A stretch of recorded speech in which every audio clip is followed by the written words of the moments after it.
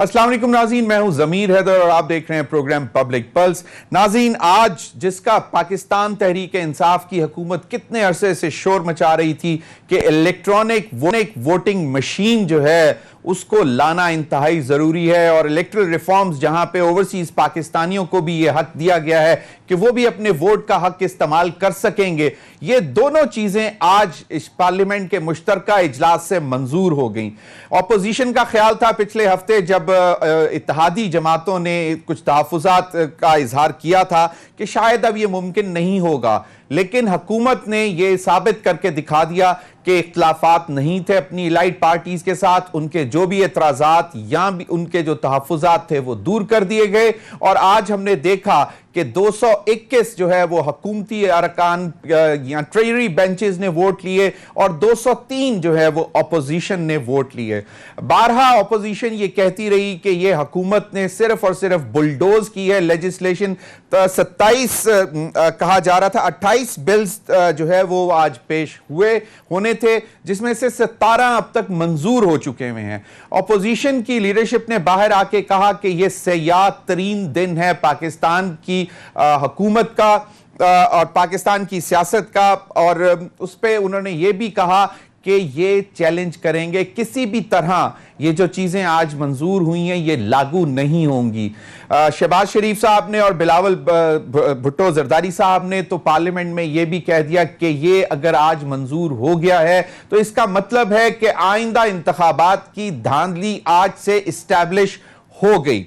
अब इसका आइंदा का लाहे अमल क्या होगा? क्या वाकई अदालतों में जाएगी ऑपोजिशन और अदालतें इसको कैसे देखते हैं? आइन के तनाजुर में ये कहां सही है और कहां ये गलत है, इस पर भी बात करेंगे। और दूसरी जानिब आज मरियम नवाज साहिबा इस्लामाबाद हाई कोर्ट में पेश हुई थी, जहां पे उनका केस चल रहा था और वहां पे मीडिया से उन्होंने गुफ्तगू करते हुए ये कहा कि जो जस्टिस राना शमीम साहब का जो एफिडेविट है वो एक मुंह बोलता सबूत है कि मियां नवाज शरीफ के साथ ज्यादती की, जानबूझकर ज्यादती की। और उन्होंने ये भी कहा कि साबिक चीफ जस्टिस जो हैं साकिब निसार साहब, उनका भी अब खुलकर सामने आ गया कि वो बाकायदा तौर पर मियां नवाज शरीफ साहब के खिलाफ थे और इसी वजह से ये सारी चीजें हो रही हैं और अब तक हो रही हैं। और उन्होंने ये भी कहा कि ये अल्लाह का करना है कि बहुत सारी चीजें सामने खुलती आ रही हैं, समझ में आती जा रही हैं कि जानबूझकर इंतकामी कार्रवाई की गई है शरीफ खानदान के साथ। इस पर भी बात करेंगे।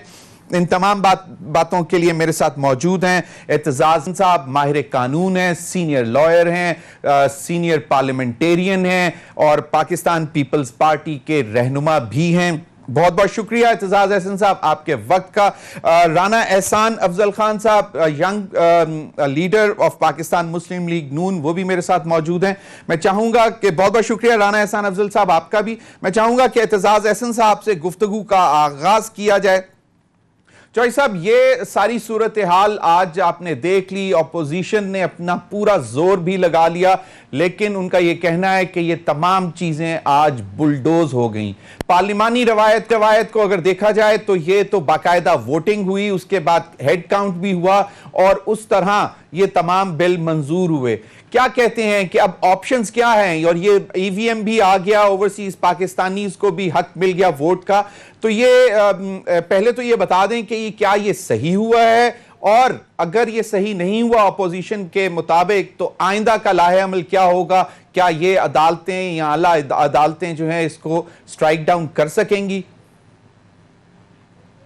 ये वैसे तो अदालतों का इख्तियार नहीं भी है और है भी, मैं ये अर्ज कर दूं जी। नहीं, इस हवाले से है कि ये आइन में लिखा हुआ है, आइन में आर्टिकल में ये लिखा हुआ है जो लेजिस्लेशन पे है कि ये जो स्पीकर है इसका सर्टिफिकेट कि ये कानून पास हो गया है ये फाइनल है। लेकिन कानून क्या ज़ाब्ते के मुताबिक या आइन के ने अगर कोई ज़ाब्ता दिया हुआ है या कोई रहनुमाई की हुई है या कोई हिदायत दी हुई है आइन में कि इस तरह इसके मुताबिक पास होगा, तो वो सर्टिफिकेट फिर फाइनल नहीं होता। नॉर्मली तो उसको फाइनल समझा जाता है, पर अगर वो इख्तियार जो आइन साजी का है वो ज़ाब्ते कानून और आइन के मुताबिक ही इस्तेमाल नहीं किया गया, तो फिर आला अदालतें, हाई कोर्ट और सुप्रीम कोर्ट के पास आईनी इख्तियार है कि वो इसको कलअदम करार दें, और अक्सर वो कई दफ़ा दे भी देती है। सही। यहाँ इशू जो बुनियादी तौर पे है वो ये है कि क्या इसमें कितनी अददी तादाद चाहिए थी वोटों की, और उसमें एक राय ये है कि जितने भी मेंबर हैं, कुल मेंबर हैं हाउस के, उनकी मेजॉरिटी, उनकी अक्सरियत की ज़रूरत है इस कानून को, किसी कानून को मुश्तरका इजलास में पास करने के लिए। सही। अब आइन ने कई फ्रैक्शंस दिए हुए हैं। मिसाल के तौर पे उन्होंने ये एक निस्बत और फ्रैक्शन दी है कि अगर आइन की निसाजी करनी है तो कम से कम 2/3 अक्सरियत से वो पास होगा। तो ये आइन में तो तरमीम चूंकि नहीं थी, 2/3 की शर्त और ज़रूरत इसमें नहीं है। अब सवाल है कि आइन में ये कहा जाता है कि अगर वज़ीर आज़म ने मुंतखब होना है तो उसको मुंतखब करने के लिए लाजिम है कि उसकी अक्सरियत हो, उसके पास 172 हो out of the total house of 342 in the national assembly. वहाँ लिखा हुआ है कि कम से कम आधे कुल अक्सरियत, कुल मेंबरशिप के। यहाँ आर्टिकल 72 सब आर्टिकल 4 में, आर्टिकल 72 की चौथी शिक में ये लिखा है कि जो वोटों की अगर मुश्तरका इजलास में जरूरत वो है कोई किसी भी फैसला करने की या डिसीजन के लिए, उसके लिए जो भी पार्टी मूव कर रही है उसको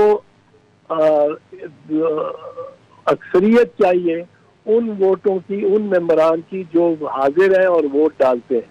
सही। अब एक हवाले से गालिबन 222 की जरूरत है, दूसरे हवाले से 221 की जरूरत है, और ये मामला यकीनन जाएगा अदालतों के सामने और अदालतों में ही इसका फैसला करेंगी। पर आर्टिकल 72(4) का मैंने आपको अर्ज किया है जो इस सूरत में तकाजा करता है। सही। चौधरी एतजाज अहसन साहब, बिलावल भुट्टो जरदारी साहब ने रूल्स ऑफ बिजनेस, मेरा ख्याल में उसमें कोई रूल 10 उन्होंने कोट किया जिसके मुताबिक वो शोर भी मचाते रहे कि 222 अरकान होना जरूरी है। रूल जो है जी वो तो अब मेरा ख्याल है चेयरमैन साहब को मशवरा जो दिया जाना चाहिए वो दुरुस्ती दिया जाना चाहिए। रूल जो है वो मातहत है आइन के, और आइन इसमें बड़ा क्लियर है। आइन के जो शिक है जी वो इसमें बड़ी वाज़ेह है कि वो कहती है कि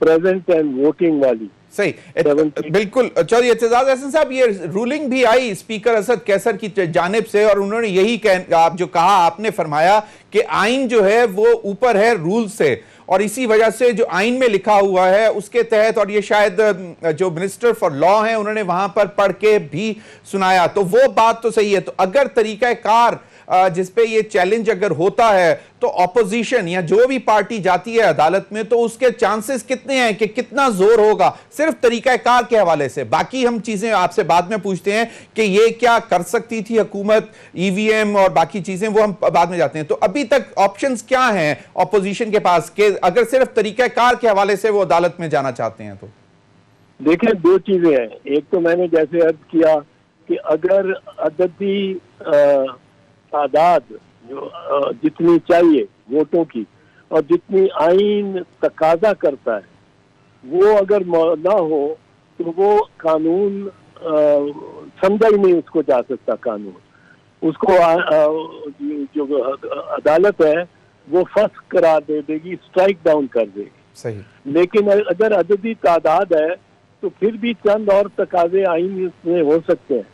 अगर आइन कहता हो कि ये बाय डिवीजन होगा, यानी एक ये दोनों अलग-अलग अपनी अपनी लॉबीज में जाएंगे वोटर सारे, सही। और वहां से गिनती होगी, वो बाहर निकलते जाएंगे या अंदर जाते वक्त उनकी गिनती होती जाएगी एक एक की, और उसके मुताबिक ना किया जाए तो फिर अदालत इसमें गालिब इम्कान है कि कानून को कलअदम करार दे देगी।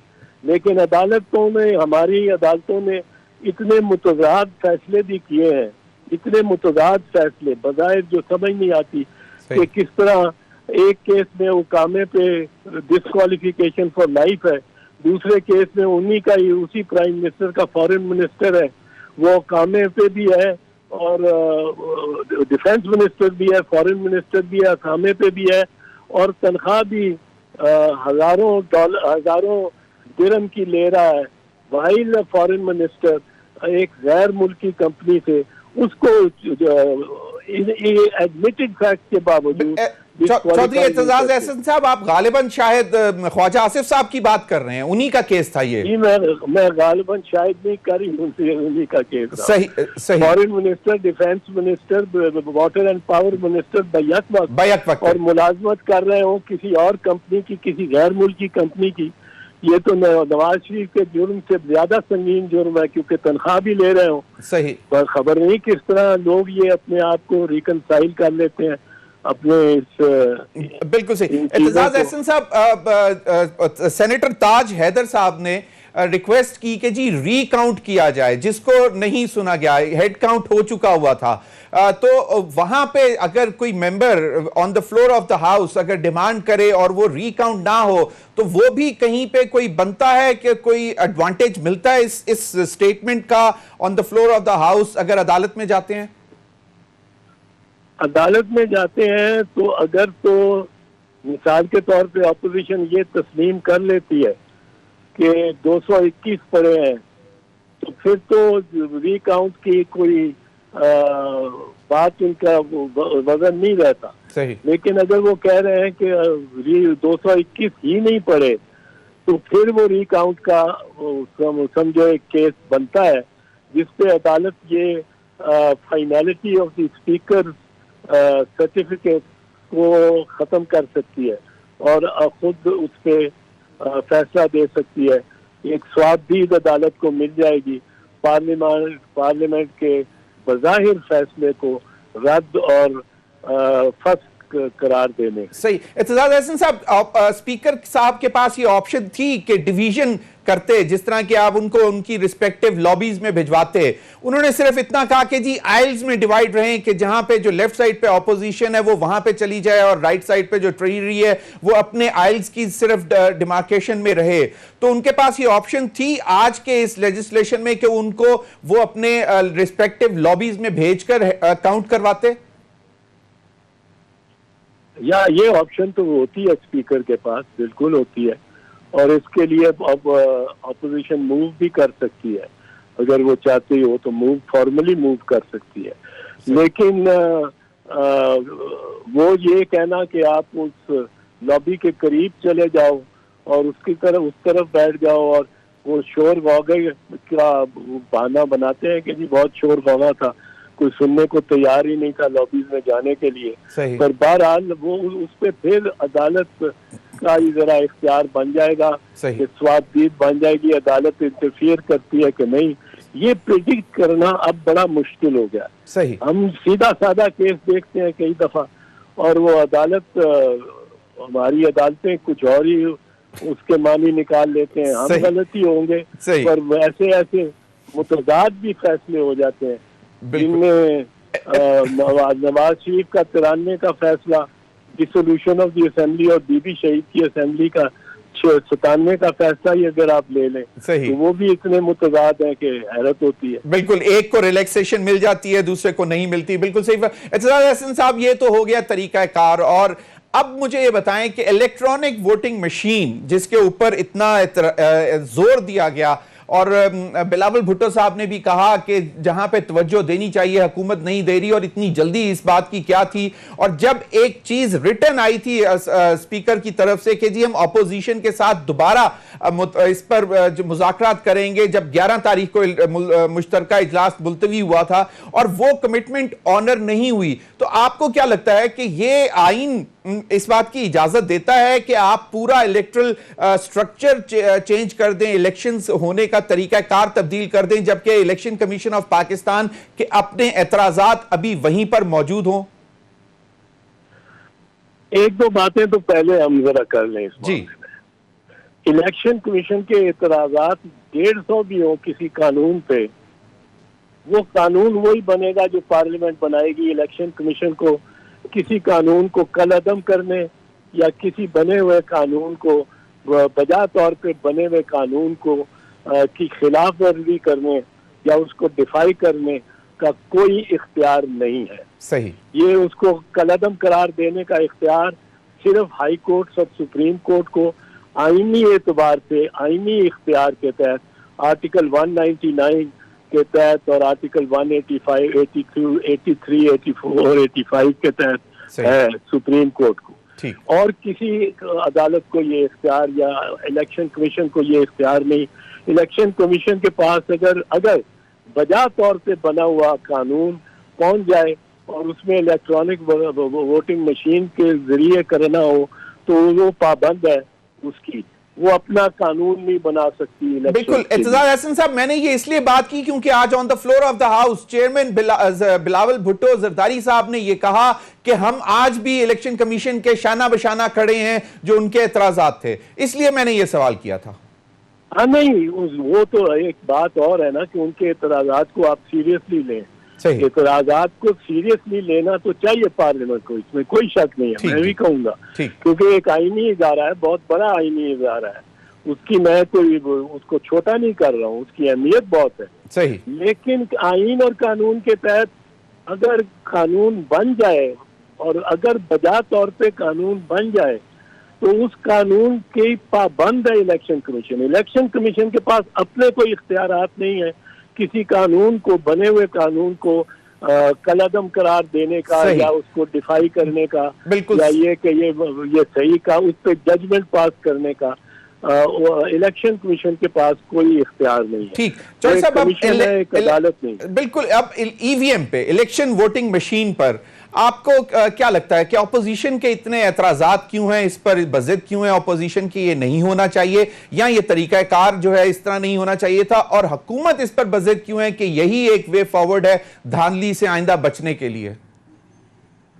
जमीर साहब, एक चीज मैं आपको बताऊं, अर्ज करूं जी, बड़ी आजिज़ी से, ये सारा मामला है ट्रस्ट का, एतमाद का। सही। एतमाद लोगों का उठ गया हुआ है इलेक्टोरल मशीनरी से, जितनी धांधली हुई है कि मतलब है मुस्लिम लीग के तो वाइस प्रेसिडेंट खुद एडमिट करते हैं कि उन्होंने भी धांधली की और वोट चोरी किए, इलेक्शन चोरी किए। शाहिद खाकान अब्बासी साहब कई दफा कह चुके हैं कि हाँ हमने भी चोरी किए इलेक्शन, और उन्होंने किए। 1997 का इलेक्शन सबसे मुंह बोलता सबूत है। 1990 वाला भी मियां नवाज शरीफ का, जिसके बारे में अमीद गुल साफ कह गए कि जनरल अमीद गुल के हमने IGI बनाई इसीलिए कि पीपल्स पार्टी को बाहर रखना। सही। और उसमें सदर पाकिस्तान भी साथ थे और आर्मी चीफ भी और अमीद गुल DGI भी। और फिर ये 1997 में इतना बड़ा झुर्रू फेरा गया, 2/3 मेजोरिटी दी गई मियां साहब को, और हमारे पीपल्स पार्टी के सारे मुल्क में सिर्फ 17 मेंबर आए, सिर्फ 17। पंजाब सारे में एक भी नहीं आया। ये मैं नहीं मानता हूँ पीपल्स पार्टी हार सकती है इलेक्शन, पर इतनी बुरी तरह कभी नहीं हार सकती। सही, ठीक जी। इतने वोट तो हमारे कम नहीं ना, फिर अगली दफा हम हुकूमत भी बना रहे हो। सही। अच्छा, अब ये जो चीज है ये एतमाद की बात है। पहली बात मैंने की, आपको इसकी मिसाल देता हूँ सर। 100-125 साल से 100-125 साल से जी 100 से ज्यादा और अब तकरीबन 200 बार एसोसिएशन में सालाना इलेक्शन होता है। आपको मालूम है? सालाना, बिल्कुल हर साल और कोई लाख 1.5 लाख वोट तो वैसे ही वकला के हैं, वो पढ़ते हैं। और हर कोने कोने में पाकिस्तान के इलेक्शन हो रहा होता है। सही। और 100-125 साल से हो रहे हैं और हर साल हो रहे हैं। सही। और कोई झगड़ा नहीं होता इलेक्शन के बाद। सही। एक हारता है, 2-3 हारते हैं, एक जीतता है। जीतना तो एक नहीं होता है। वो हारे हुए जो होते हैं वो मुबारक दे के जीतने वाले को अपने घर चले जाते हैं, और जीतने वाले के सपोर्टर कोई 2-3 घंटे वहाँ बार रूम में जश्न मनाते रहते हैं। सही। और ये एतमाद की बात है ना। ये जो इलेक्शन कमीशन है पाकिस्तान में 12 आई है, इनमें एतमाद नहीं रहा किसी इलेक्शन कमीशन में। वरना इंडिया में वो मनोहर सिंह गिल जब चीफ इलेक्शन कमिश्नर थे, सही, किस तरह उन्होंने बाल ठाकरे की फूंक निकाल दी थी। इसलिए वाकयात हैं बहुत बड़े। किस तरह उन्होंने डेविड डावडा जो प्राइम मिनिस्टर थे उनको अपनी कॉन्स्टिट्यूएंसी विजिट नहीं करने दी। तो एक कैंडिडेट की बाई इलेक्शन में प्राइम मिनिस्टर को जाने ही नहीं दिया। और उनसे पहले वो थे चौधरी साहब, बिल्कुल सही इलेक्शन में। चौधरी साहब, आपने बिल्कुल बजा फरमाया कि ये बात है एतमाद की, ट्रस्ट की, चाहे मशीन हो, क्योंकि कहा यह गया कि 16 ममालिक में से 8 ममालिक में ये इंट्रोड्यूस करवाई ने बाकायदा रिजेक्ट कर दी, और 168 में तो शायद ये है भी नहीं। तो उस चीज को अगर रखें, इंटरनेशनल प्रैक्टिसेस को, और अगर टेक्नोलॉजी को देखें, दुनिया भर में शायद पाकिस्तान से बहुत ज्यादा एडवांस टेक्नोलॉजी है। उस तनाजुर में अगर देखा जाए तो ट्रस्ट की बात तो वो तो सिर्फ कागज पे शायद अंगूठा लगाना भी है, उस पर भी ट्रस्ट का इशू बन जाता है। तो ये ईवीएम जो है, इस हवाले से आप क्या देखते हैं कि ये बाकायदा अब इंश्योर कर सकेंगे कि बाकायदा धांधली के बगैर इंतखाबात होंगे, साफ शफाफ होंगे? देखिए जमीर साहब, मुझे इल्म नहीं है कितने एहसन इकबाल साहब कितने कहते हैं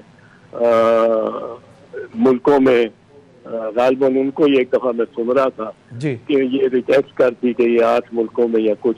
अमेरिका में हर इलेक्शन 2 साल बाद, पूरी अमेरिका का हर 2 साल बाद अमेरिका होता है इलेक्शन, जिसका हमारा हर साल होता है बाहर का। अमेरिका तो वोट भी कोई 150-200 मिलियन वोट है। सही। वो हर दूसरे साल इलेक्शन होता है, और ज्यादातर क्या अक्सरियत इलेक्टोरल वोटिंग मशीन से ही डाले जाते हैं सब स्टेट्स में। सही। सब स्टेट्स में वहाँ कोई इलेक्शन कमीशन नहीं है। रियासतों की अपनी अपनी अपनी अपनी इलेक्शन कमीशन है बहुत सारी। सही। कोई election commission, chief election commission आपने नहीं सुना अमेरिका में बैठा हुआ, और वो हर एक को ट्रस्ट करते हैं। 2 दफा जो चैलेंज हुआ है वहाँ वोट के जी धांधली हुई है। एक दफा जब एल गोर और बुश का मुकाबला था, तो एक रियासत में, फ्लोरिडा में, 50 रियासतों में से 100 साल बाद एक रियासत में चैलेंज हुआ कि वो, और उससे ही फर्क पड़ गया। सुप्रीम कोर्ट में की मेजॉरिटी क्योंकि रिपब्लिकन थी, उन्होंने बुश के हक में फैसला दे दिया। बिल्कुल प्रेग्नेंट चाइल्ड। एतजाज एहसन साहब, बिल्कुल ट्रंप का इलेक्शन के बाद भी कहा गया कि शायद हैक किया और रशियन हैकर्स ने हैक किया। जी, दूसरा इलेक्शन है ट्रंप का। ट्रंप की बात सारे अमेरिका में से किसी ने मानी नहीं, सिवाय हार्ड ट्रंपिस्ट ने।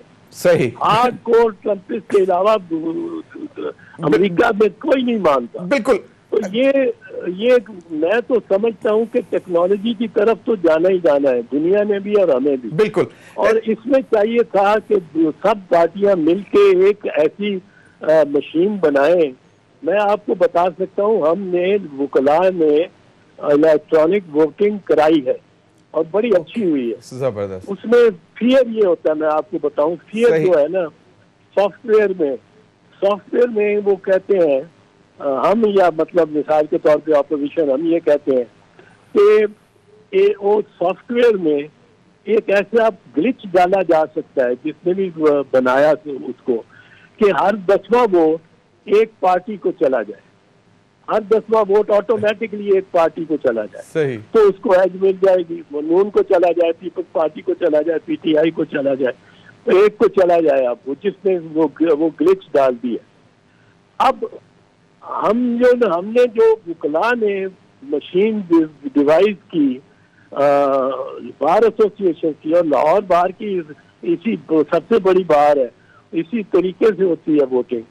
सुप्रीम कोर्ट बार ने भी कराई इसी पे, कि एक तो इससे बड़ा फायदा यह है कि मशीन रिकग्नाइजेबल जो थंब इम्प्रेशन है, बिल्कुल सही, उससे एक अंगूठे से दो वोट नहीं पड़ सकते, दूसरा तीसरा चौथा वोट नहीं पड़ सकते। बिल्कुल सही। तो इसका तो बहुत नुकसान होगा नून लीग को, सही, क्योंकि अगर वो शायद आप बिल्कुल आप पहले भी बता चुके हैं कि माशाल्लाह वही इस चीज में माहिर रहे हैं। साहब माजरत से मुझे ब्रेक का कहा जा रहा है, ब्रेक के बाद फिर मैं आपसे गुफ्तगू करूंगा। नाज़रीन, बड़ी दिलचस्प गुफ्तगू जारी है चौधरी एतजाज अहसन साहब के साथ, और मैं अपने फिर दीगर जो मेरे मेहमान हैं उनसे भी गुफ्तगू करूंगा। हमारे साथ रहिए।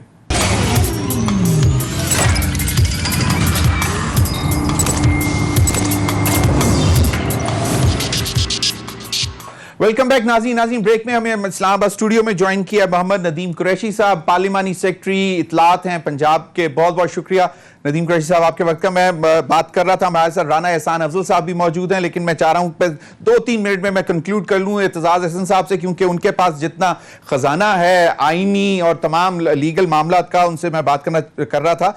एतजाज अहसन साहब, जरा मुख्तसरन अगर बता दें कि ओवरसीज पाकिस्तानीज को जो हमने राइट टू वोट दिया है, उसका कहने वाले ये कह रहे हैं कि जी वोट वो मतलब ओवरसीज देंगे, और यहां पर बिलावल साहब ने उस पर एतराजात उठाए कि नुमाइंदगी का तरीका कार होना चाहिए था, कि उनका नुमाइंदा यहां पे होता है जिस तरह आजाद कश्मीर में होता है। जी, ये दो व्यूज है बिल्कुल, और इसमें ओवरसीज पाकिस्तानी जो है वो हमारे लिए भी बड़ी अहमियत रखते हैं, और उनकी नुमाइंदगी जरूर होनी चाहिए पार्लियामेंट में। पर जैसे आप कह रहे हैं कि इनमें दो एग्जाम है, एक के वो डायरेक्टली इलेक्टेड आ रहे हैं, सारे उनके पॉपुलेशन बेसिस पे उनकी कंस्टिट्यूंसीज बने, और दूसरा ये कि उनके नुमाइंदे चंद आके नुमाइंदगी उनकी करते हो, वो सिलेक्ट किए जाए तकरीबन जी। अब इसमें वोटिंग प्रोसेस में प्रॉब्लम सिर्फ आएगी, पर आजकल डिजिटल दौर में हल ढूंढे जा सकते हैं, और इसमें अगर ये कानून जायज तौर पे बन गया है, जिसपे अभी सवालिया रहेगा जब तक कोई अदालत नहीं इस पे फाइनल फैसला देती, पर तो अगर बन गया है तो एक मुश्किल आएगी इसमें जरा कि कॉन्स्टिट्यूंसीज कैसी बनेंगी, किस तरह बनेंगी। एक लोग बैठे हैं, कुछ जापान में 1000 पाकिस्तानी होगा, चीन में 30,000 होंगे, यूरोप के मुख्तलिफ मुल्कों में फैले हुए 1-1, 2-2, 4-4 हजार होंगे, फिर वो होंगे मुख्तलिफ अजला से पाकिस्तान के। क्या उनको होम वोट की ट्रीट किया जाएगा कि चकवाल में ही वोट देगा? मतलब ये बहुत सारे सवालात हैं जिनका अभी हमें जवाब लेना चाहिए। एतजाज अहसन साहब, मुख्तसरन मैं एक बात चाहूंगा, मरियम नवाज साहिबा ने आज कह दिया है कि जो राना शमीम साहब की जो स्टेटमेंट ऑफ ओथ आया है, उसके बाद चीजें मतलब खुलकर सामने आ गई हैं कि एक बाकायदा चीफ जस्टिस साकिब निसार साहब को उन्होंने कहा कि वो बाकायदा तौर पर कैंपेन चला रहे थे मियां नवाज शरीफ साहब के खिलाफ, और अब चीजें खुलना शुरू हो गई हैं। इस पर जरा कमेंट कर दें। दो बातें मोटी मोटी उस पर अर्ज करूंगा। पहली तो बात यह है कि ये जो राना शमीम का एफिडेविट, सो कॉल्ड एफिडेविट है, इसकी कोई हैसियत नहीं आईन और कानून में, कोई हैसियत नहीं। सही। इसका इस तरह का बयान मैं लिखवा के एक नोटरी पब्लिक से मोहर लगवा के अपने पास अपने लिए ही अपनी तसल्ली के लिए सारे अनारकली बाजार में बांटता फिरूं, सारी दुनिया के और मीडिया पे भी दे दूं, जिस पे भी, और सारे बार रूम में बांटता फिरूं खुद अपने हाथ से कि ये मेरा बयान है, उसकी क्या हैसियत है? कोई हैसियत नहीं ना, उस पर कोई वो मेरे मतलब किसी पे मैं मौसर उसको कर सकता हूँ। और अदालत जब तक कोई हल्फी बयान मौजूद कार्रवाई में, किसी सिविल सूट में, किसी क्रिमिनल मैटर में, किसी ट्रायल में, वो मौजूद कार्रवाई में वो जो हल्फी बयान है वो पेश न किया जाए और कानून के मुताबिक वो उसको पेश किया जाना हो और वो गया हो, तो उस वक्त तक इसकी क्या हैसियत है? ये तो रद्दी का टुकड़ा है एक साहब ने कह दिया है कि मेरे सामने बैठे हुए चीफ जस्टिस पाकिस्तान ने एक जज को ये हुक्म दिया और वो भी तरसील कराई उस की हुक्म की अपने रजिस्ट्रार के जरिए। सर लेकिन एक जज का जिसका नाम लिया गया है चौधरी साहब, वो तो इस वक्त सिटिंग ऑनरेबल जज हैं इस्लामाबाद हाई कोर्ट के, उस लिहाज से क्या ये हद तक इज्जत बनता है? मैं आपको जो अर्ज करता हूँ जी, असल में तो अगर चीफ जस्टिस के बारे में, साबिक चीफ जस्टिस के बारे में भी ये बात की जाए तो वो हद तक इज्जत बन सकती है, ये कंटेम्प्ट बन सकती है। लेकिन एक जज जो बैठे हुए हैं और जो उस बेंच पे है ही नहीं, जो उस बेंच पे है ही नहीं और मुल्क में भी नहीं है, सही, उनके बारे में तो जाहिर है झूठ बोल रहे हैं ये शमीम साहब, राना शमीम झूठ बोल रहा है। ये मतलब है हर हाथ से पानी पीने वाले के साहिबाल से सिंध हाई कोर्ट के जज हो गए, वहां से वो निकाले गए तो गिलगित बल्तिस्तान चीफ जस्टिस लगा दिया मियां साहब ने। तो मरियम साहिबा इसको मरियम नवाज साहिबा इसको कैसे एडवांटेज समझ रही हैं? मतलब वो तो समझ रही हैं कि जनाब बस ये तो बहुत कमाल की चीजें सामने आ गई हैं और पता लग गया कि हमारे साथ ज्यादती हो रही है। वो तो आपको याद होगा कुलिब्री फॉन्ट को भी समझती थी कि बस जीत गए हम केस, ये कुलिब्री फॉन्ट में लेटर आ गया। चले, यू हैव सेड इट। समझती थी कि वो जो कतरी शहजादे का खत आ गया वो भी बिल्कुल कमाल हो गया, खत्म हो गई सब तो मामला। ये भी वैसे ही है। तो समझती थी कि अरशद मलिक की जो टेप आ गई है वो भी खत्म हो गया सब मामला। अरशद मलिक की टेप अगर आपने किसी अदालत में पेश ही नहीं की, आज तक नहीं पेश की, तो न सिर्फ ये कि आप उसका एडवांटेज नहीं ले सकते, आपको तो जो अदालतों को तो चाहिए था, ये अदालतों को चाहिए था कि ये उनसे कहते कि वो कौन सी ब्लैकमेल टेप्स आपने रखी हैं जिसका आपने कॉन्फ्रेंस में जिक्र किया था, वो उनमें से तो कोई नहीं निकल रही। सही। तो ये तो खुद मरियम बीबी तो उसके मतलब है वो कहने वाली है ना कि मेरी जायदाद ही कोई नहीं है ना पाकिस्तान में ना। वेरी राइट एतजाज एहसन साहब। इसमें ये कोई एतबार करना कोई मुश्किल दुश्वार काम है। बहुत बहुत शुक्रिया चौधरी एतजाज एहसन साहब, माहिर कानून हमारे साथ मौजूद थे। मैं अब गुफ्तगू लेके आई राना एहसान अफजल खान साहब की तरफ। राना साहब, एतजाज एहसन साहब की भी गुफ्तगू आपने सुन ली। आज तो हुकूमत जीत गई, चाहे आपने जो भी शोर किया, जितना भी मचाया कि जी इत्तेहादी भी भाग गए, सब भाग गए। अब क्या है आइंदा का लाए अमल? देखिए, इसमें 2 पॉइंट थे जो उन्होंने भी इनका जिक्र किया है। एक तो जो है वो हमने कहा कि आप वोट काउंटिंग करें, लेकिन स्पीकर साहब ने ऑपोजिशन की बात नहीं सुनी और वोट काउंटिंग जो है वो दोबारा नहीं कराई। हमारा ख्याल था कि उनके पास 220 मेंबर भी जो हैं वो हाजिर मौजूद नहीं है असेंबली के अंदर, लेकिन वो काउंटिंग नहीं कराई। और पॉइंट ऑफ ऑर्डर भी शहबाज शरीफ बार बार कहते रहे कि मेरा हक है एज लीडर ऑफ ऑपोजिशन, मुझे दें। उन्होंने किसी की बात नहीं सुनी। दूसरा जो बिलावल साहब ने पॉइंट रेज किया कि 222 मेंबर्स रिक्वायर्ड थे क्योंकि दोनों हाउसेस की स्ट्रेंथ का हाफ से ज्यादा मेजॉरिटी होना जरूरी है जॉइंट सेशन के अंदर जो है कोई भी बिल पास करने के लिए। तो ये जो ज़ाब्ता इख्लाक था जॉइंट सेशन का, उसकी भी धज्जियां उड़ाई गई। तो हम तो समझते हैं कि ये लीगैलिटी एग्जिस्ट ही नहीं करती इन लॉज की। जो आज जो बिल पास हुए उनकी लीगैलिटी नहीं एग्जिस्ट करती और ऑपोजिशन इसके ऊपर जो है यकजहत होके एक लायमल बनाएगी और इनको चैलेंज करेगी, कोर्ट में भी चैलेंज करेगी, सुप्रीम कोर्ट के अंदर भी जाना पड़ा वहां भी हम जाएंगे। तो हम समझते हैं आज जो कुछ भी ये जीत कह रहे हैं ये असल में दरअसल ये सारी इलीगल कार्रवाई थी। और इसके अंदर एक पॉइंट जरूर ऐड करना चाहूंगा कि जो स्पीकर साहब थे उन्होंने और जो गवर्नमेंट थी उन्होंने तो कंसेंसस की बात की थी और उन्होंने कहा था कि पिछला सेशन हम इसलिए मुलतवी कर रहे हैं या उसको डिले कर रहे हैं कि हम चाहते हैं इसमें कंसेंसस हो ऑपोजिशन की तरफ से। और फिर खतो खिताबत भी हुई, ऑपोजिशन ने रिटन जवाब मांगा स्पीकर साहब से, लेकिन वहां से मुकम्मल तौर पर खामोशी आई। तो इससे 2 चीजें साबित होगी। नंबर 1, हुकूमत कंसेंसस में बिलीव नहीं करती। नंबर 2, स्पीकर साहब जो है वो एक पार्टिजन स्पीकर हैं, वो पीटीआई के रुकन है और उन्होंने पीटीआई की हमायत में पूरा जो है वो सेशन किया। तो दूसरी चीज और आखिरी जो मेरा पॉइंट इसमें है वो ये है कि इलेक्टोरल रिफॉर्म्स की जो स्पिरिट होती है वो कंसेंसस से हो। तो आज आपने बुनियाद रख ली एक मुतनाज़ इलेक्शन की अगर आप इसके साथ इससे मूव फॉरवर्ड करेंगे भी तो ये एक मुतनाज़ा इलेक्शन होगी जिसके अंदर अब यानी कि 80% जमातें पाकिस्तान की नहीं है कि हम इसे बिलीव ही नहीं करते, हमें इत्मीनान ही नहीं है इसके अंदर। तो अगर आप इसको मूव फॉरवर्ड करेंगे भी तो ये एक मुतनाज़ा इलेक्शन की तरफ आप जाएंगे, जो कि इस मुल्क के लिए, कौम के लिए कोई अच्छी खबर नहीं। यू मीन टू से, जिस तरह आज कह दिया बिलावल ने भी और शहबाज शरीफ साहब ने, कि धांधली आज से शुरू हो गई और वो आज से ही आइंदा इलेक्शंस को रिजेक्ट करते हैं। बिलावल भुट्टो साहब ने मुख्तसर सी बात की है, मैं चाहूंगा कि नदीम कुरैशी साहब आप सुन लें तो उसका भी रिस्पॉन्ड कर दें कि जबरदस्ती अपोजिशन ने बुलडोज किया है। बिलावल साहब ने क्या कहा, ये जरा सुन लें।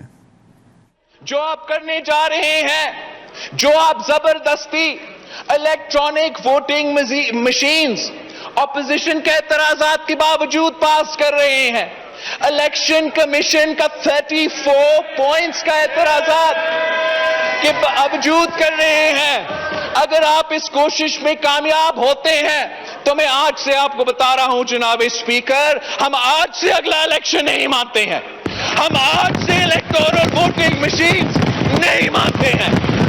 अब आप जी बिस्मिल्लाहिर्रहमानिर्रहीम। ज़मीर साहब, मैं पहले तो एक अर्ज करूं, आज पाकिस्तान में अगर फतह हुई है वो पार्लिमान की फतह हुई है, जमहूरियत की फतह हुई है, और एक बहुत बड़ी बड़ी बिल्ली इसलिए कह रहा हूं कि लोगों ने इसको बड़ा एक माहौल बनाया हुआ था पिछले कई माह से, और वैसे तो हर इंतखाबी नताइज को तस्लीम ना करके हमने इसकी बुनियाद को 30-40 साल पहले रखी थी। आज इन दोनों जमातों की वो बिल्ली भी थैले से बाहर आ गई। जहां ये कहा करते थे कि जी पार्लियामान सुप्रीम है, जहां ये कहा करते थे कि जी हम पाकिस्तान के वोटर को इज्जत देना चाहते हैं, आप देखें कि वो 70-80 लाख तकरीबन इतनी फिगर्स है बैरून मुल्क पाकिस्तानी जो पाकिस्तान को ज़र मुबादला भेजते हैं।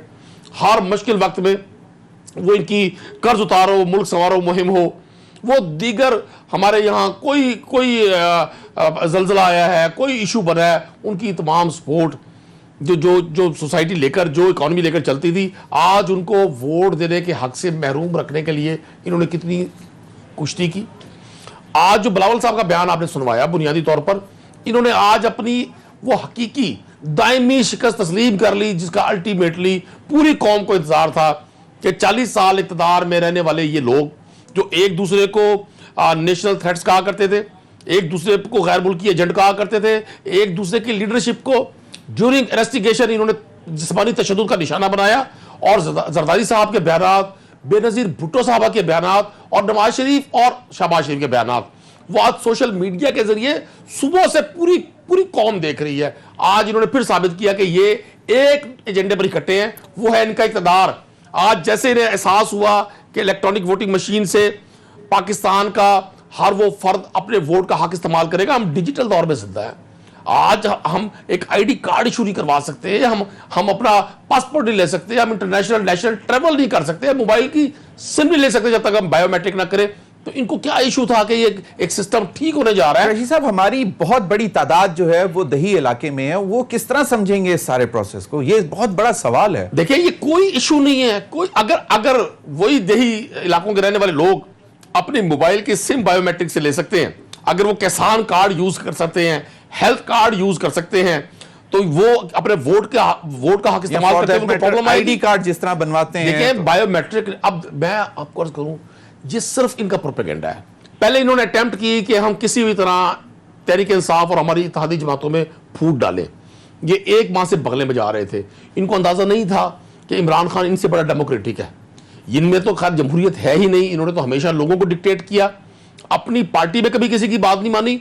हमने उन दोस्तों को जो हमारी इत्तेहादी जमातें थी ना सिर्फ उनको एतमाद में लिया, बल्कि कौम के सामने इनको भी मौका दिया बतौर अपोजिशन के जी आए। लेटर लिखा है ना आज शहबाज शरीफ साहब ने कि जी हमारे साथ ज्यादती की गई, हमें मौका ही नहीं दिया। अभी राना एहसान अफजल साहब भी यही कह के नहीं, जब आपने 11 को मुलतवी किया उस दिन तो यही अनाउंस किया कि जी ऑपोजिशन के साथ मुज़ाकरात, लेकिन वो कहते हैं किसी के साथ नहीं मुज़ाकरात। सर, 11 के बाद जो नेशनल मीडिया पे और टीवी पर प्रेस में जो एक डिबेट शुरू की गई, तो इन्होंने तो सिर्फ हुकूमत के जाने की डेट्स दी हुई थी।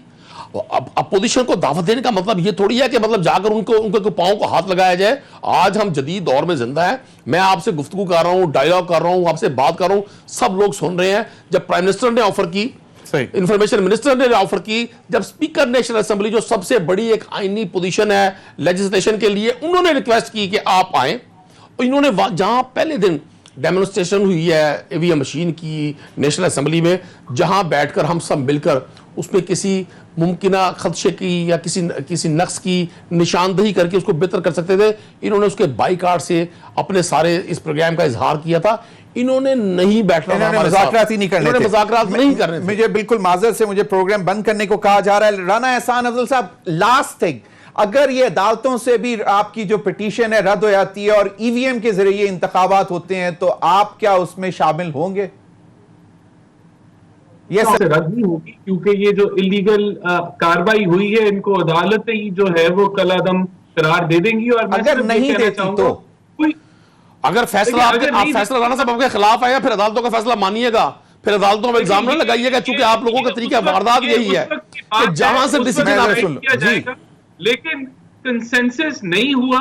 ये ऑन रिकॉर्ड है हमारा रिटन जो जवाब था, हमने रिटन जवाब दिया स्पीकर को। राना एहसान साहब, वो तो हो गया आज। अगर अदालत इसको विदहेल्ड करती है कि जी नहीं सही है, फिर देखिए तब की तब देखी जाएगी, लेकिन इन कानून के साथ इलेक्शन नहीं होने देंगे। इन कानून के साथ इलेक्शन नहीं होने देंगे। बहुत बहुत शुक्रिया नदीम कुरैशी साहब आपका, राना अफजल साहब आपका भी। नाज़रीन, अब तक के लिए इतना ही, इजाजत दीजिए, अल्लाह हाफिज।